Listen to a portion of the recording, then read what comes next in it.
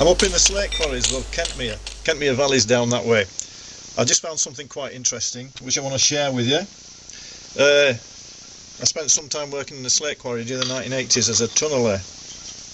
There's something here which is a bit of sort of slate quarrying law, slate quarrying technique, which demonstrates just how green slate in particular is extracted from the country rock. Everybody knows what slate is. This is a slate. Slate is riven along what they call the bait. The difference between slate and stone is slate possesses a quality called bait. It's the cleavage plane which allows it to be split into thin layers. For roofing slate, it actually splits along a plane that was created by huge geological pressures during one of the earth-forming orogenies several million years ago. So anyway, just established that that is more or less the cleavage plane, the bait, running down there that way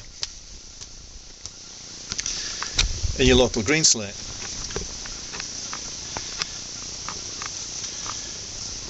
This is what they call a cross hole. It's called a cross hole because it goes across the bait. So the old fellas, when they want to quarry a lump of slate, they're going like that, across the bait. That's why it's called a cross hole. This fella's gone here from this side with a hammer and jumper. That's hard work. That'd take quite a while to bore a hole out like that. Once he's bored his hole out, he charges it with powder to about there, with a fuse, stems it with sand or clay. Then what happens, when that black powder is discharged, it splits the plate along a secondary plane of weakness called the docking plane. These lads round here might not have called it the docking plane, they might have had another word for it. In the blue quarries they call it the docking plane. You can't do that with blue slate, it just smashes it. This is green slate. Different stuff, a lot older. From I think the Ordovician period as opposed to the Silurian period. I might be wrong there. Cross hole! There's another one down there. Hard work. Another one up here. Old lads. Old lads with an hammer and a jumper. A bottle of powder. Up here in the rain and mist. That's bloody hard work.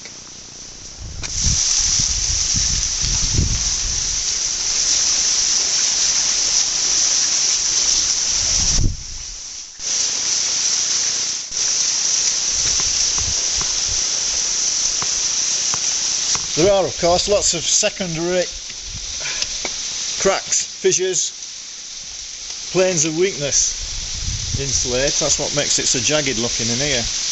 Wrinkles, slipes, all those jointy things.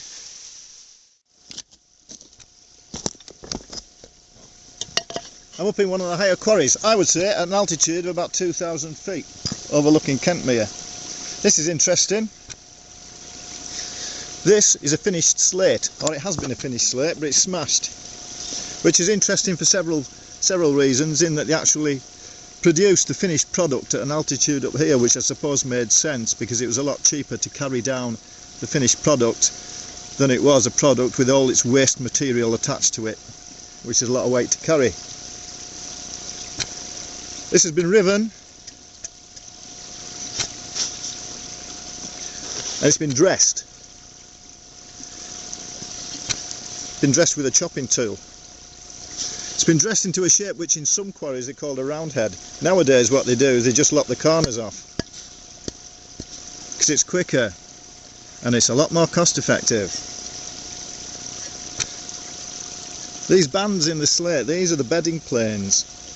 These are the original bedding planes that were laid down in probably shallow water, volcanic dust settling into shallow water during, shall we say, the Ordovician period.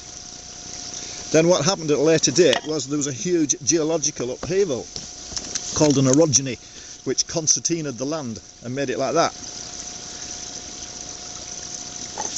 Not like that, like that. These orogenies, the shape of the orogeny, rather like a sine wave. The bottoms of the troughs are called synclines, the tops of the troughs, or the peaks, between the troughs are called anticlines, and it's these anticlines and the synclines where the slate was formed because the huge geological pressure rearranged the particles within the slate from the flatness of the original beds, turned them at an angle, and this angle produced the bait. So what you had in effect was produced veins of slate running through the Lake District along the anticlines and synclines. Nothing to do with the original sandwich geological formations. You can split slate anywhere after an effect. You won't never ever split it along those original bedding planes. You smash it first. Slate veins. Over there's the Kentmere Quarries. They're running along slate veins. The veins continue under our feet to these quarries here. They continue through the fell to the other side to the Gill quarries in Long Sleddle. It's fascinating stuff. And what is fascinating is how did the old chaps in the old days differentiate between what was slate rock and what was country rock, or to use a quarrying term, shite. I haven't got the answer to that. It's probably why all over the Lake District there's lots of pockmarks in the fell where people in the old days were just blasting lumps of rock away to see if they could find the slate metal, see if they could find the country rock that did possess bait, and then therefore made it slate rock. That's slate. That's the difference between slate and rock. Slate possesses bait. It can be any type of rock. It can be metamorphic, sedimentary, volcanic. As long as it possesses bait, it's slate. Well, I wasn't expecting this. This is a little bonus.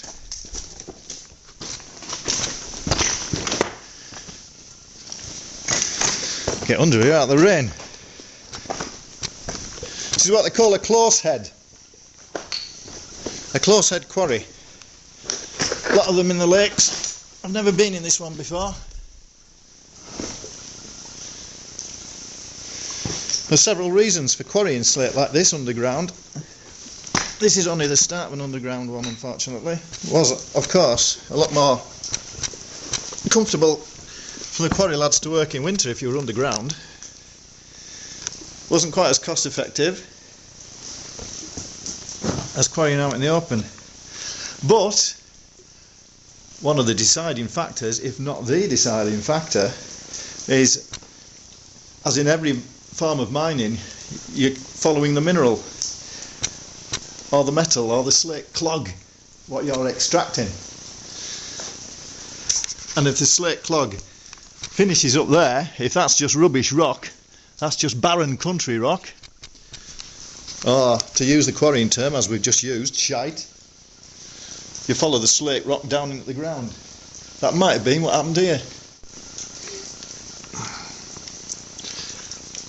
This smooth surface, this is the cleavage plane, this is the bait. The bait of the slate. What we've got here, a crosshole. See that crosshole, that drill hole, is slightly triangular. That's because it was bored by hand. It was bored by a chap with a chisel going like that. And of course hitting the end of his chisel with his hammer at the same time. Ends up with a three-cornered effect. That could well be the very last crosshole that was ever bored in these quarries. There's another there. We'll say they were the last. End of an era.